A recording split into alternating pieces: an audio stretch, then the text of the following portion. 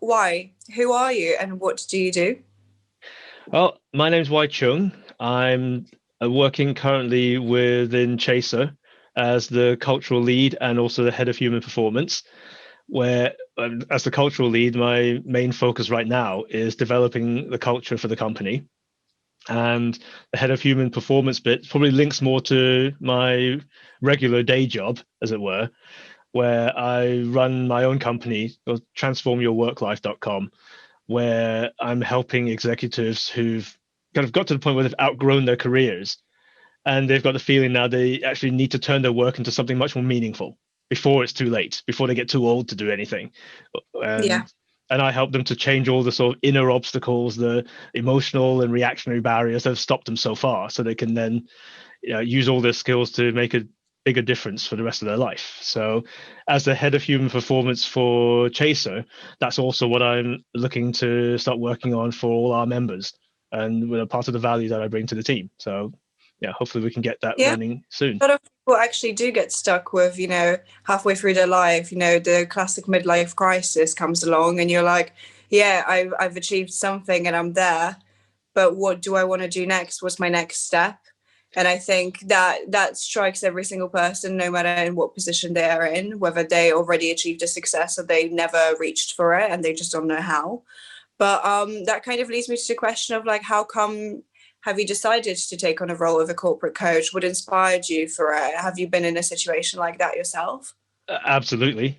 I mean, one of the things I was saying that I was things I was thinking to myself, like, I'm really glad to see that you, at your age, are already looking at what's deeper, what's more purposeful, what's important in life, and so on. So, hopefully you'll avoid that trap, that hole that a lot of us sort of ended up falling into. I have Um, your so uh, I mean, I was the reason why I got into this. I mean, the corporate coach part. I started off as a personal coach, actually helping people break through their own internal obstacles, barriers of confidence, stress, finding the direction, all that kind of work. And then after a while, I realized that actually it's more important to deal with where they spend most of their time, which is at work.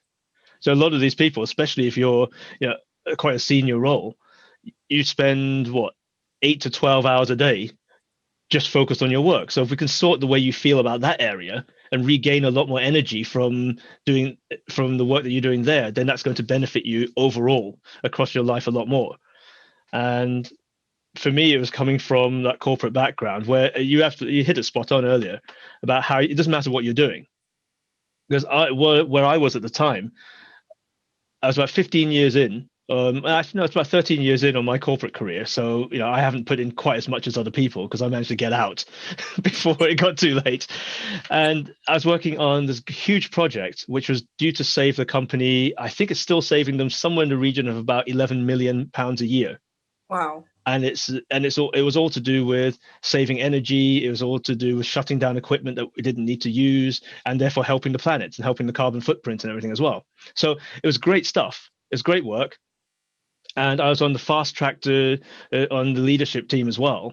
So all the things I wanted for, I could have had as long as I could argue a good business case, but any sort of training and so on. But at that particular point, I'd come to a realization that this isn't what I want to be doing anymore. And it wasn't even like a conscious thing; it was a feeling inside. I sort of somehow knew that I don't want to do this stuff anymore. Yet, Mm. so go on. Like a gut reaction. Yeah, really. And that was at the age I remember driving home from work one day, still, doing great work, enjoying myself and so on, and then suddenly starting to get heart palpitations. I started to think, way too young to be having a heart attack around this. Now starting to get grey hair as well. Fight or flight response. So It's just a fight or flight response. Your body yeah, just kind of yeah, shuts down. What do I do? and Feel like bolting and running away. yeah, and the thing was, it wasn't even logical because it didn't make any sense. So anyone else from the outside looking at it, they would have given their right arm to have that job that I had. But here was me in that situation, and there was part of me that didn't agree with it anymore. And I think this is where people start to get really stressed and they start to get run down. Then they start getting ill. It's all different ways of the body trying to tell them, you shouldn't be doing this. You should be doing Yeah, something else. like the work for them becomes more of a chore than something that they're actually passionate about. I mean, I think a lot of people do get stuck thinking that work is for making money, and some people even say that you shouldn't make your passion your work, otherwise you'll kill that passion. But I think if you have enough passion and drive to do something, actually that will carry you through lengths and lengths right to the top. Yeah, I mean, imagine you're working on something that you absolutely love, and that's what you get to spend the majority of your time doing. You put even more into it. I think the people that think of it as work is work, and I don't want to bring something I love into it because then I'll ruin it, are the Yeah. ones that are already experiencing too much of that negativity in their work, that they think, I don't want to take this good thing that I've got and turn it into something horrible. Whereas what my focus is in taking all the things that people love, applying it to the skills they've got in work to actually start creating something that they do love doing and are happy to work on. And it doesn't always feel like work. It feels like a passion or a mission or something that they're trying to create in the world, rather than this is just what I've got to put in my hours so I can pay my bills. Yeah, and having that kind of emotional balance with your work and life and how do you perceive it is really important, especially in the Western countries where people do live to work, rather than, in some other countries, people just work to live, to be able to, have a house and provide for their kids, but, live a more social life. Whereas here, we're really driven to kind of do something and achieve something. We always strive for some sort of success, whatever that means to somebody. So I think it is really important to have that something to focus on, that you're driven to do it and it makes you happy at the end of the day, and it doesn't really feel like a chore. It doesn't feel like it's a weight on your shoulders. You actually want to get up in the morning and want to do that because it's something that you feel so strongly about. Absolutely. One of the things that I think really does hurt people is when, in like you said, in the Western mindset. I mean, same happens across all different areas of the world, but I know what you mean. Primarily, the Western thing is, other areas of the world might be family first. That's more important, and then we do work. Whereas in this part, especially Northern Europe, is work first, and then we worry about family after that. Yeah. And what happens is the way people think about what they should be doing and the way they feel about it don't match up. And that's where that whole inner conflict happens. We're actually all the time, every day, every minute, every hour, we're actually fighting ourselves inside. And that's what then leads to the stress. That's what then leads to the pressure and the breakdowns and all the rest of it, because this constant inner battle happening uses up a heck of a lot of energy. Yeah. So in the work that I do, both what I will be doing in Chasyr and both what I do outside of Chasyr in my own work, is to help people to bring congruence and alignment in with the way they think and the way they feel, so that when they move forward and take action, it's aligned. There isn't any of that fighting yourself inside then, and you can just get on with it. So what has been your most important realization or kind of a breakthrough that you had in your work life that changed not only, how you perceive professional as well as personal life? I feel like you already kind of touched upon it, but probably the most important thing is about knowing who you are and why you want to do the things you want to do. I think that's probably one of the most important things that people don't spend enough time, or they don't use the right ways of going about trying to work that out. They think of things like, success, achievement, fulfillment, happiness, big general terms like that most people don't then break down and define for themselves. Actually, what does it mean if you're happy? What do you get when you achieve, if you have that sense of achievement? What does that give you? What does that give you? What does that give you? And then at the bottom you find out, that's what I really want. Yeah. After this, but it's specifically what I want. But we stop at these high level common ideas, and when we do reach a definition, a common definition of those ideas, we then don't feel it's right for us, because we never looked deep enough to find out what we really, really wanted. So that's probably my biggest realization. And that's, again, the part that I then focus on helping people to find, because without that, essentially you're just floundering around in different directions. You don't know where you're coming from. You don't know where you're going. Yeah, I feel like a lot of people, actually, very surprisingly, a lot of adults as well, they don't really know who they are as a person, what defines them. They don't have a sense of self in a way.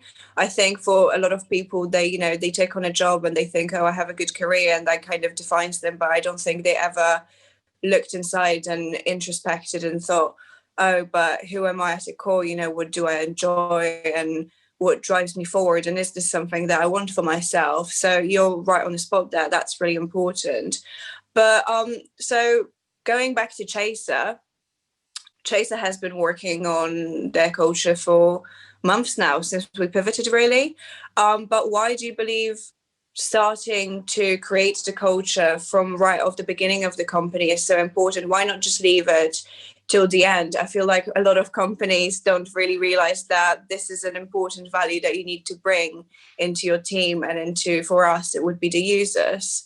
But it is something that, me personally, I probably would have thought, oh, just focus on that at the end, just get through the development stages first.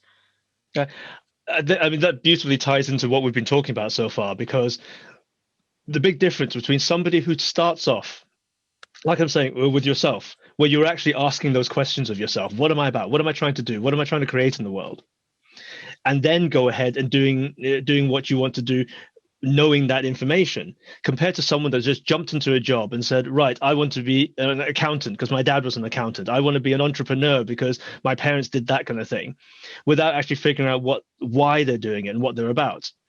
So taking it from a personal context, and by the way, those are the ones that then later on have that midlife crisis when they realize this is not what we are. What am I doing here? What a doctor. I wanted to be an artist. Yeah, exactly. I didn't want to be a brain surgeon. But the way that, okay, in terms of businesses and companies, at the end of the day, businesses are made up of people. And those people, all the products, everything that they create is created to serve other people. So ultimately, the most important and the key element down here is people and the relationships that people have and so on. The most important currency that we have nowadays. So when as a company, if you imagine a company as a person, if they go ahead and just get into activity, they just go and do things without figuring out who they are, why they are, and what they're trying to achieve, then they will go off, do a lot of things, create a lot of movement, make lots of stuff, and then run into a midlife crisis. So what I'm trying to do here with Chasyr is to avoid that. It's important at the very beginning to be clear, right, what are we about? Let's be really clear. So therefore, any decisions that we make, any products that we produce, any people that we take on board, all of it is in alignment with who we're trying to be and our intention of what we're trying to create in the world. Because it gives a much clearer direction. So we'll know, okay, this is either something that's off our track, or actually this is something that's a new direction which may help us, and we'll look into that. But either way, we've got a much clearer sense of direction of where we're actually trying to get to. I think that's ultimately culture is what drives any form of behavior, whether it's a person or whether it's a small business or whether it's a huge, great big multinational global company, which is where I was working in before. Yeah. I mean, we used to see great ideas come down from the senior leadership teams, and they would end up turning into policy changes, which then filter all the way down, and then nothing really happens because the culture didn't get changed. At the end of the day, all the most brilliant ideas mean nothing if they can't filter through and actually create a culture change. So knowing that from the outset, we decided, no, we need to be sure that our culture is one of the strongest elements of our business. In fact, you're right, we've been doing this we've been doing it for the past 7 months now. Yeah. We have put as much resource and time and effort into developing our culture as we have into developing the technology, as into developing the marketing, everything. That's one of the fundamental parts of what Chasyr is about. Yeah, and it feels like we're going to, once we launch, we'll have all of that ready. And obviously culture is moddable. It can always be adjusted, but the core principles that we really stand for and probably will stand for until the end are there. And as you said, I think it's when recruiting new people, new team members, that's also important that not only they're a fit, but also they kind of know what they're getting themselves into and what they have to embrace and what we're all on about. We don't have to really speak to them for hours and say, oh, we have those great ideas and we have this idea and this. All they will need to do really is just go onto our culture statement, read that and just think, yes, I'm a fit for that, or no, actually that doesn't really align with me. But you hit the nail on the head with, saying that shaping the culture at the beginning is important because it kind of gives you an identity, not only as team members, but as a company as a whole. And then, I feel like that will also spread out to the users as well. Yeah, no, that's one of the really key parts that we've maintained all the way through our culture. This isn't just culture that's for us. So if we're on the inside, great, we get this lovely culture, but the users, there, right? This culture extends across all of Chasyr, including all of its users and future potential users. So what we would love to have happen is that this culture starts going out there, and dare we say it starts permeating all those communities out there who will be using Chasyr. There are a lot of, without going too much into detail, because I think we're going to do that later on, further down the line.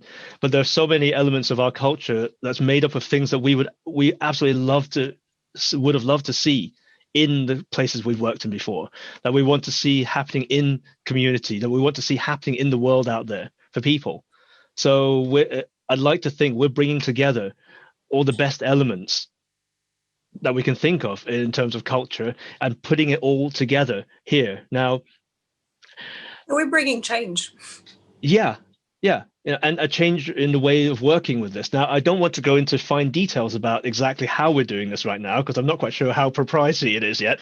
But, there's a process that we've developed within our culture team, which, by the way, we'll talk about how it came about in a little bit, but our culture team, whereby, we have our main statements, then we look at the intention behind that statement, then we have guidance about what that intention means, then we go into what we will do, what we won't do, then we go into the projects and work packages and activities we're looking to create, because we want to make sure that what we actually end up creating is exactly what we said at the beginning, and what we said at the beginning is exactly what steps through logical steps all the way down to create the real thing. So we're trying really hard here to make sure that we do what we say and we say what we do, and not just have a whole bunch of nice to say stuff that looks good on the web page, but in fact there's nothing like that happening for real. And I think I think we don't have to really go into the next question, which is why is it important that we as a team, as Chasyr, created the culture rather than onboarding, a third party like a consultancy company or a CEO or a leadership team doing that. Because as you just said, if we created the culture ourselves, we kind of make sure that it's something that we all believe in and it's something that we all want to, a company that we want to work for, because the culture has been made by us. So we feel like not only our voices have been heard, obviously you have been leading our culture statement, our culture calls where we discuss such things, but it feels like every single voice has been heard. Every person has been considered in what they would like to see in the company and how they would like to work within that space. And that just basically means it kind of creates a sort of a loyalty from the team members and sense of, purpose and happiness within the company, but also for the users. When the users read our statement, it's not something that we artificially created, right on the spot, thinking, oh, sustainability is really on trend right now, we'll go with that. Or, inclusivity, obviously everyone's speaking about that at the moment in those times. And it's not something that we just compiled together, but we don't actually stand by it. And you can tell that our character kind of shined through it as well. Yeah. And the importance of having the overall team do this is also so that when we come back to look at this later on, we can still understand why it's there, because the way in which we're compiling it, we're making sure that there's enough information behind each of those statements that makes it very clear. I mean, one of the original ideas was, if we were to suddenly disappear tomorrow, the current team were to suddenly be kidnapped by aliens, we get zapped off to another galaxy somewhere to have a wonderful time out there. Yay, the Chasyr planet, yeah. Then somebody else would come along pick up what we've created in the culture and go, right, yes, I can do this. I know exactly what they're talking about. I know what they meant by this. Look, they said this thing, but it's backed up by deeper understanding, and they've spent time exploring this. I mean, we're sorry, By go the on. way, it's also backed up by our actions, the way we recruit new team members, how we interact with existing ones, and how we focus on shaping even our marketing and PR and all of that stuff. It shapes us, and I think it's almost like we're leaving a little instruction manual to somebody, if we got kidnapped. We got kidnapped. Yeah, that's exactly it. This is and I think also having that there, because we've built that as well, we form the identity of the company rather than the company is created because this is what we think a company should do and should look like.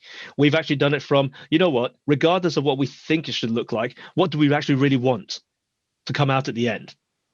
And that's what we've been exploring. And we've been taking all these concepts and ideas, and we've been questioning them. We've been checking our own understanding. And along the way, actually, what's happened is by doing it the way we've done, we've actually brought more of the team members, especially those that are more directly involved in the process. We've actually brought them closer together because we're all creating something together rather than, here you go, this is the CEO has created this culture document. You will all now behave like this. Yes, obey. Yeah, right. But yeah, I think, as you said, it's just kind of we put those bits together, and it's something personally. Our culture is something I feel actually like really proud and strongly about. It actually, I feel like not only because we worked in it together and all of a sudden it's, I don't, in a normal company environment, obviously as we grow, things might alter a little bit. But right now, you can reach out to the CEO and just, ask them how their day was and say, oh, I have this idea. What do you think of that? Do you think it's something you'll be interested in? Whereas in other companies, you kind of go from a person to a person, for a department to a department. And we kind of broke those barriers. So it's kind of, we basically embrace everybody and all the ideas. And, sometimes the ideas are not something that we want to move forward with, but no one feels like they're silenced or not heard.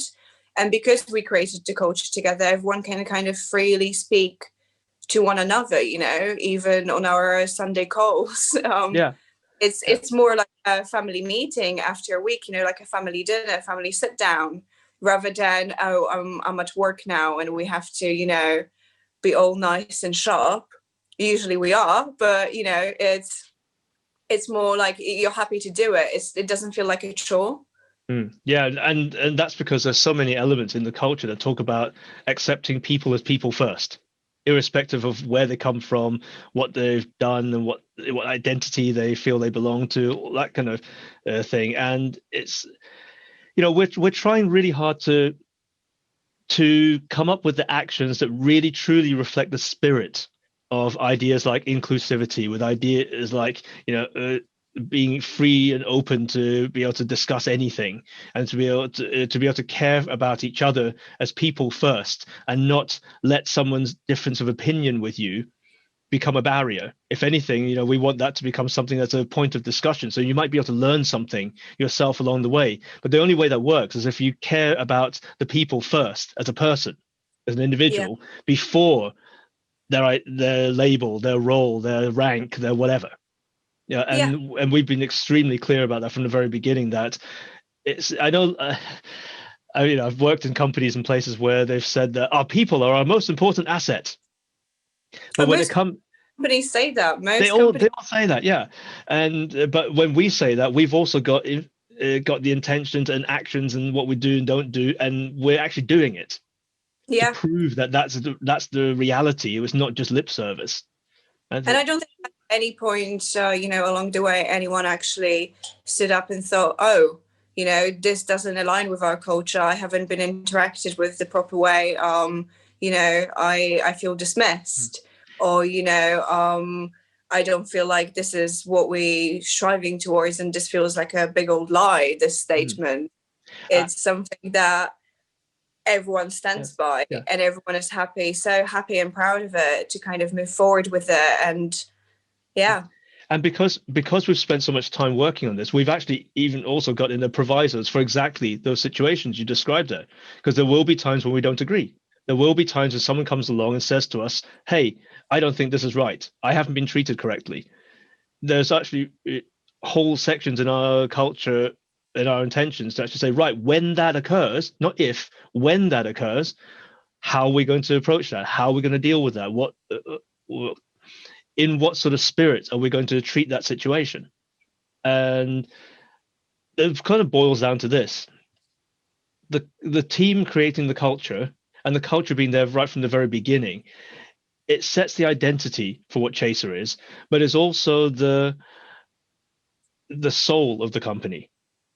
This is the spirit in which we intend to behave and act, and this is the soul of the company. Coming right back to what I was saying about whether it's a company or whether it's individuals, we want to have the way that we think align with the way that we feel. So then when that happens, every action that we take from there on is congruent. There is an authenticity, there's an alignment about it that makes it easy to move forward, and also less likely that we're doing it from a place where we're conflicting with ourselves because we don't understand. If somebody else had passed all the stuff down to us and said, right, we're a management consultancy company, this is what we think you should do, we'll still go along with it because we've hired them for their expertise, but then we don't really fully understand why those things are the way that they are, and there's always that question.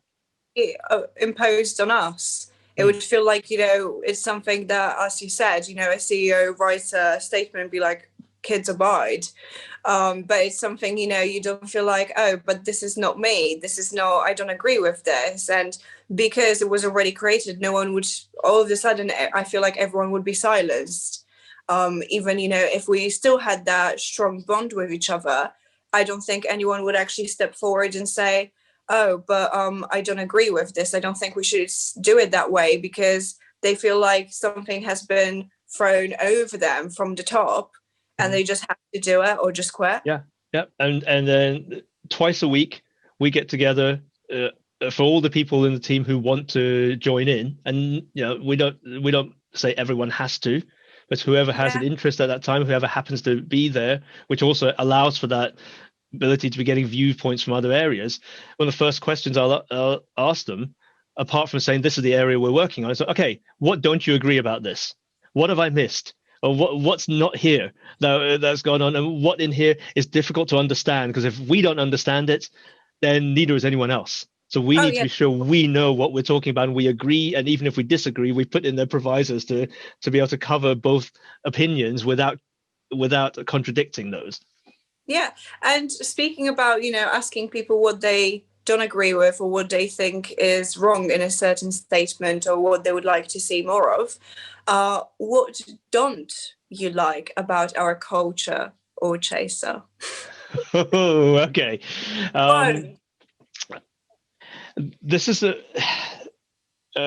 we've discussed this within the team at other points before as well. And this is a really, really hard one to answer, mainly because we've taken the elements that we want to see, that we want to have in the culture, and we've put them in there. So it's really hard to dislike anything about the culture because we were there to put it in there. Right? So there's maybe a thing that I don't like, in that as the lead for the culture, I feel that there's a responsibility to try and get all the best opinions, all the best things in. And there's that feeling in the back of my mind that I've missed somebody. I've missed something. Or, ask them about it. Yeah, that somebody somewhere in the company who's busy doing something else, who hasn't been as involved in the cultural work as some of the others have, but they have got that absolutely brilliant genius elements that could go into our culture. Sorry? They might not even know it. No, exactly. They might not even know it, but this feeling that there's an even better version out there. But this is why we continuously work on it. We haven't, in fact, as far as I understand it, we're not going to be stopping the Culture Club, as we're calling it. It's going to continue going on and on and on, because we want to keep coming back and keep questioning ourselves. When we said this, what did we mean? Do we still agree with that now? Or is there some other thing that we could do? Is there something even better? we're in a process of, launching and developing the company, the app, how it wanted all to look like, we should be having those checkpoints, every so and often, that you do sit back and you think, have we done this in accordance to this? Should we change it? Should we rethink it? Maybe it's lacking something. Maybe we need to discover it more in depth. And that's really important. But as you said, I don't have anything that I don't like about our culture or Chaser. I suppose it's more pressure on you being the leader and just, striving for the best. And obviously you want it there already and know that, oh, this is perfect and polished, but I don't think you'll ever get that feeling. It will be constant work in progress, as you said, because we will always want more and we'll always strive for that success. And we'll be questioning ourselves over and over again. But I think it's a really healthy thing to do, actually, not only as a person, but as a company, to sit back now and again and reflect and introspect within yourself and ask yourself, am I doing this right? Do I still agree with it? Maybe I should discover a bit further. Yeah, and that's the element of that healthy skepticism, that sense of continuously wanting to strive to be a better version of yourself and to constantly be expanding. And this comes down to, we should always question the things that we think we want. Back to what I was saying earlier on about the clients I work with. I'm getting them to question, why do you really want the things you want? Is it really what you think you wanted out of that? And where's the conflict inside, which doesn't agree? Because there will be something. We'll always feel it. We'll sense it when something isn't quite right. And, we're always changing. Sorry? We're always changing. You're not the same person you were yesterday. You had new experience in the past 24 hours. You're evolving. And I think even if a person figured out their identity, or more importantly, a company, kind of figured out their identity at some point, let's say the beginning or the middle of their lifespan, that's not the end to it. You have to keep thinking about it because you're evolving every single day and your company is with you. Yeah, and I think it's that evolution, that evolving part, that's really important, because you say we're not the same person yesterday. We're not actually, technically, you and I are not even the same person from the beginning of this call till now. Oh. Cells have died, cells have grown, things have changed, thoughts have come in that cascaded across our brains and changed something else. We as human beings, we spend so much energy in things constantly changing, but we spend so much energy in trying to make things appear to be the same. Yes, content and kind of feeling of ground and being grounded and being settled is something that everyone wants, but I think people should move away from that idea and actually embrace the fact that they're evolving every single time, and just take it on its head and and think to themselves that actually they're grateful for the fact that they are a different person they were 30 minutes ago or a day ago or a month ago. And even if there was experiences that went along that way that were hurtful or a bit challenging, that actually makes them a stronger person. And the same goes for a company. We might hit some downs and go for some ups, but it will help us shape and be constantly changing and evolving, so we don't really just die out and just lose passion or control over things. Yeah, we want to make sure that we remain relevant to our vision, the mission we're trying to get created, ourselves, and to ultimately our users. There's and that is important, that constant evolution. It isn't like we wipe the board clean and we start all over again, because that would be terrible. I've seen this from the inside before, when a company decides, you know what, let's completely change our culture. Good luck with that, because you've got years and years of practice of doing things a certain way. You can't just wipe things out. It's almost like going back to the idea of, it's as if you erased all of your past and just decided, I'm going to be a new Veronika, I'm going to be a new It doesn't work that way. You cannot do that. You have to just embrace whatever happened along the way, and adjust accordingly. And that's what we're doing with the Chaser culture as well. So yes, we do take new perspectives in, and when a new team member comes in, we invite them to come in, look over the stuff, tell us what doesn't seem right, or when you've got another opinion about something, and we'll use that information to help it evolve. But obviously there are still the core principles that still remain. And those same principles, of course, are the same things that drew that particular person to come work for us. So it is about a constant evolution and reassessment of where we are. Like if you're out there in the woods and you've got a map, and at one point you thought this is where we want to be. And then when you get to another point in the map, you realize, oh, hang on a minute, from where we are now, relative to that, we need to change direction to over here. So it's about being able to replan and readjust that, but still ensuring that we're still trying to get to base camp, or we're still trying to get to, in our case, getting out to the situation where we've got, peer-to-peer delivery by everyone for everyone.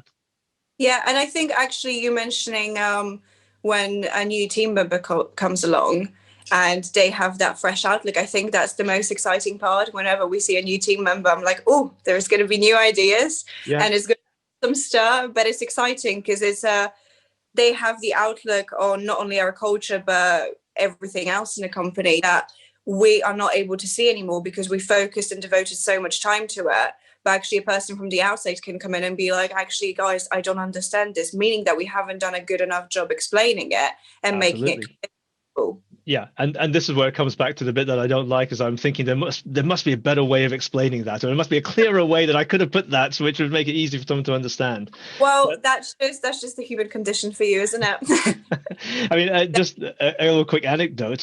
We won't say specifically what the thing was, but I remember when you first arrived on one of those conversations, and your first comment after about 10 minutes of getting your feet settled and feeling what people are talking about, and then suddenly it was like, hey guys, what about this?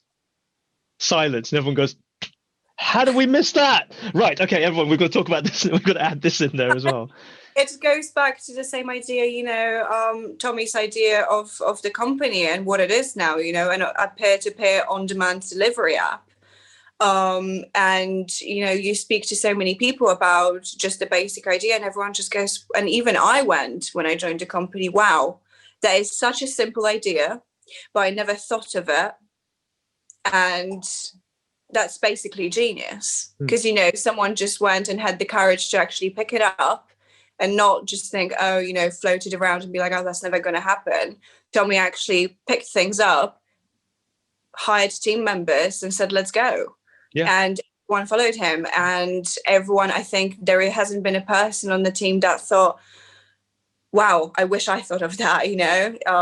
Everyone thinks it is a simple concept, but there is so much to be done with it. Yeah, I think and the thing with the simple concept, obviously others could come up with it, and they are doing so, but I think one of the main key aspects is the way in which we're doing it. The culture that we've created is what's drawn in. What have we got now? 35 professional members of the team. If we were actually to fully rack up the wage bill, we're talking high seven figures. For all these people. We've got the kind of people that we've got in here. We've got people who are business experts with high levels of success. We've got C-suite people who've had industry success in all sorts of other areas. We've got programmers, we've got developers, we've got all the kind of stuff that somebody would be looking to try and create, to get funding to create. And we've already got that. And I think that's a large part of that because of the culture. Yeah. So kind of going back to more light-hearted questions per se. Okay. So I go off on one when I talk about this kind of stuff. I know. We could go on for hours and the interview wouldn't end, and it will be loading for hours on YouTube. But do you put ketchup or mayonnaise, and why? Oh, sorry, what was that? Is that eat chips? Do you put ketchup or mayo on it, and why? Ketchup, of course. Why would anyone put mayo? That's just wrong. No, have you tried ketchup though? Combine them together, side by side. Dip in one, dip in the other. Perfect. Oh, okay. There's something similar to that where you get this West Indian, I think in Kona, West Indian pepper sauce. If you put a little bit of that in there, or you put sriracha sauce into the mayonnaise. Of course. And that could work. But if it's just pure mayonnaise and ketchup wins every day. No, I think I wouldn't eat it with pure mayo. Tried sometimes when our days have been tough. You ran out of ketchup. But no, ketchup and mayo is the best combo, I think. Okay, we'll have to agree to disagree on that one. We'll just have to try it one day. I'll make you try it. Well, there used to be an idea that if you like ketchup, you were still younger, but as you get older, you start moving into mayo. But Nah, it's just mayo on its own is just a bit bland. I feel like garlic mayo could be nice. yeah. There was something that we used to get. We used to come back home from going out to clubs and all things like that at night, and there's a place that we went to which sold spicy potatoes. And now here's the difference. See, if you have these spicy potatoes, they've got a little sort of like slight crumb, sort of cover coating, and it's slightly spicy, and they're like deep fried potatoes, or sort of almost like a roast potato with a coating on it. Now that in mayo is perfect. That wouldn't be right in ketchup. So I don't know. Maybe it's not just to do with potato. It's to do with the way it's formed and how it's been cooked. But chips, oh, definitely. No. But you can have loaded chips with all sorts of stuff on it, and then I think any dip will go. Oh, okay. Now you're really changing the parameters. I changed the question completely, haven't I? If you had 1 or 2 or 3 wishes, what would you wish for? Right. That one, I'm out. First of all, I know the rules normally work, and you can't wish for more wishes. I'm pretty sure that I can't then say for my first wish I wish for another 10 wishes. Right. So without doing that, I mean, I think wishing for things can be both a blessing and a curse. If you're not clear on exactly what you want, and you wish for something and you get that thing, that could be absolutely terrible. Yeah. It's not something you actually needed. It's something you thought you wanted, but it wasn't true. Rubbing the Aladdin's what was it? Teapot? The lamp. Yeah. And you make a vague wish and something completely else happens. You're like, oh, but I didn't wish for that. And the Aladdin will be like, well, you didn't specify, so I gave you what I thought you wanted. And actually, at the end, they're not happy with it. Yeah. And so I think it's important for whatever you wish for to be something that's truly something you want and truly for your greater good and maybe for the general greater good. So, okay, if I had those 3 wishes, am I getting 3 wishes? Yeah. Okay. Well, the first one is I would wish for everyone else everywhere to get a wish, but that wish is conditioned that whatever they get through that is something they truly need and something that will be for their greater good. So, they if they wish for the bright red Ferrari, what they will actually end up getting is instead they will get that sense of recognition and a feeling of success and feeling that others can see them, can actually see them. Maybe that's why they wanted it, so they'll get that thing rather than the car. Yeah. So that would be the first wish. The second wish, I think that would probably cover it. If I include myself as getting that first wish as well, everybody gets that wish. I think that should do it. Yeah, I think, it would be nice to have a wish of kind of the magic Aladdin to kind of, be able to kind of get into everyone's thoughts and pull out at the core what they really care about and make that happen for them. I think that would be really nice.